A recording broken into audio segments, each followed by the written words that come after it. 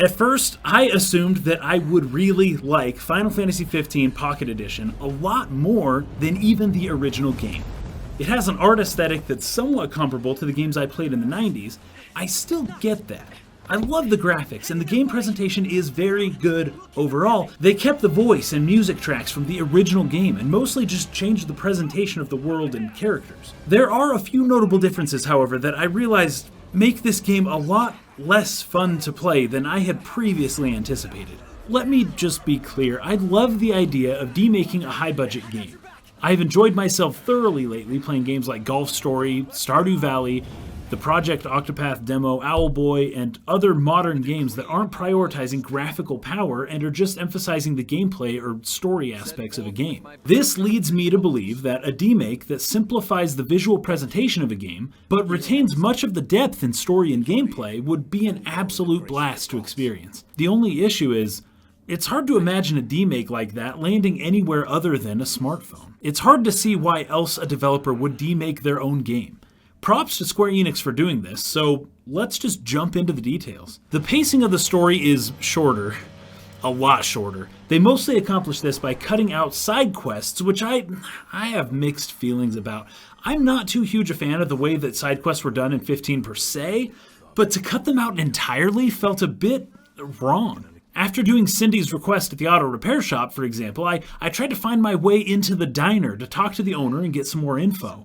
I couldn't even go inside. They don't let you. In fact, there are a lot of sealed parts in the game. The open world aspect that was so focused on in the development of Final Fantasy XV is virtually non-existent. Now that being said, the decision by the team to only emphasize the immediate story of Noctis and his friends leads to a product that delivers just that.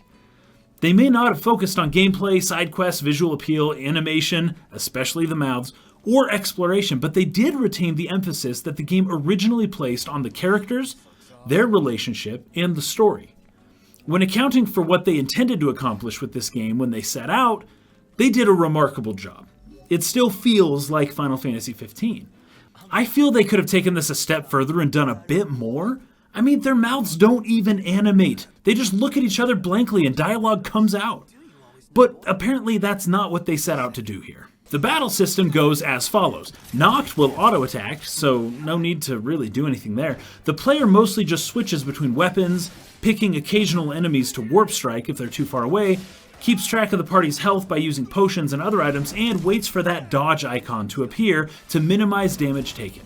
If you hit the button quickly, Noct will perform a counterattack. If you hit it late, he'll merely dodge the incoming attack. If you hit it really late, you just take damage. This led to me letting Noct auto-attack and just kind of hovering my finger over the screen waiting for the dodge icon to show up.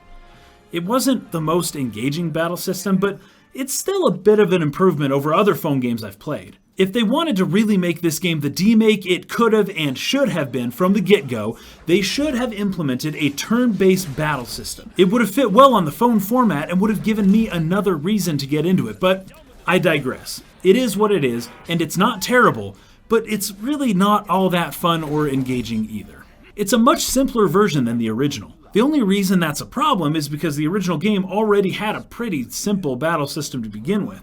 So that made this game cross the line between simplification and oversimplification.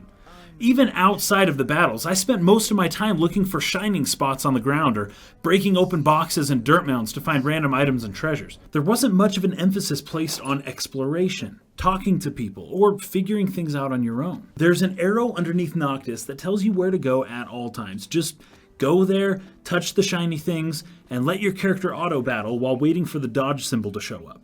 Just let the roller coaster take you where the story needs you to go. There's really no option to do anything else. But really, the biggest problem with this phone game is that it's a phone game.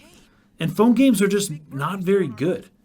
This game would have been much better on, say, the Switch. However, it still wouldn't have been all that good. I mean, I'm fine with the simplistic visuals, especially since the soundtrack and voice acting is brought over from the actual game. However, they would need to re-implement side quests and undo the simplification of the battle system if this could ever possibly succeed on that system. On the phone, I had such a hard time getting into this. It looked so appealing to me, but the experience was more lacking than I thought it would be. And I wasn't expecting much from the demake either. Though I must admit I was excited about it. They just pared it down a lot more than I had hoped.